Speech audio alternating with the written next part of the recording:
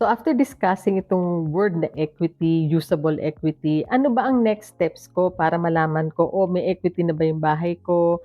Pwede na ba ako magsimula mag-invest sa property? So the first step is, of course, get in touch with me, no?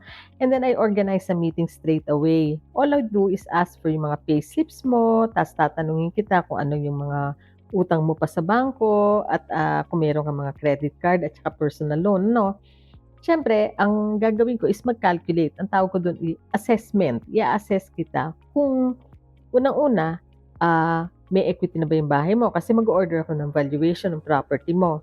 Ikalawa, titignan ko kung yung sweldo niyo ay kaya na makautang ng extra money na ire-release niyo sa bahay niyo in the form of yung equity na ire-release sa bahay niyo in the form of a loan.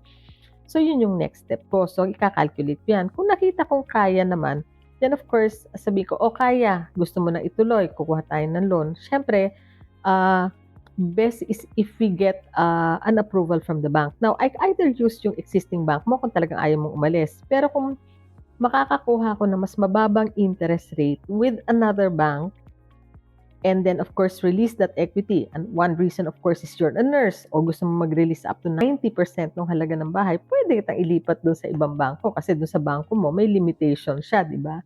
Eh kung di ka naman magbabayad ng LMI, paglipat mo sa ibang bangko at kaya naman ng iyong sweldo at lahat, ma-assess kita, then of course, it's a good thing to move. But of course, it will all depend entirely on your financial situation.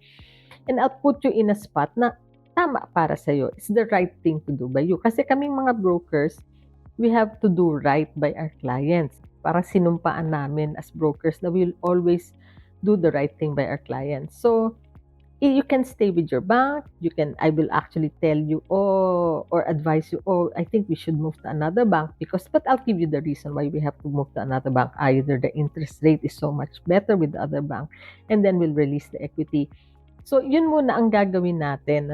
We will assess you, and then if it's something that can be done, then we will let you know, and then we will get an approval from the bank.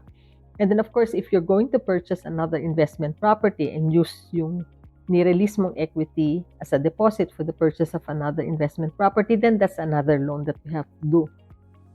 So, I think the first step is just get in touch with us. Let me know what you want to do and why you want to do it. My name is Maria Papa. My mobile number is 04-301-44008. You can send me a message or email me at mpapa@maverickfinance.com.au, and then halina na tignan na natin yung numero nyo. I've been doing this for the last 15 years. I've been helping Filipino-Australians. Ngayon, yung iba, yung mga natulungan ko nung COVID, andun na sila nagtatanong na, tita, pwede na ba kaming mag-invest? So, the only way is to come to me and call me.